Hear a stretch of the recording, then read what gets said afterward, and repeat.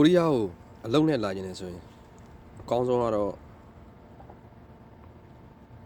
EPS စနစ်ပဲဖြစ်ပါ Nice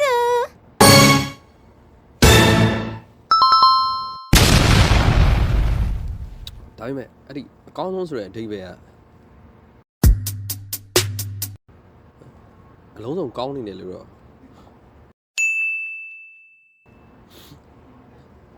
ဆိုလိုပါ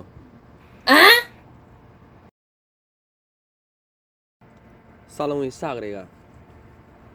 ဘာအာမခံချက်မှပေးမထားပါဘူး EPS စာမွေးပွဲဖြည့်ဖို့အတွက်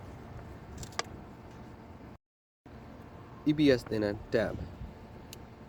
အဲ့ဒီသင်တန်းတက်ဖို့အတွက်ဆိုအရင်ဆုံးသင်တန်းမအပ်ခင်ဆေးစစ်ရမယ်အရင်ဆုံးဆေးမစစ်ပဲ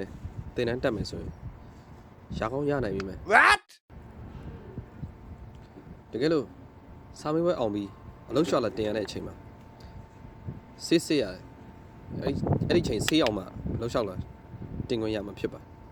ဒါကြောင့် EPS လောကကိုစတင်ဝင်ရောက်မယ်စဉ်းစားနေတယ်ဆိုရင်တော့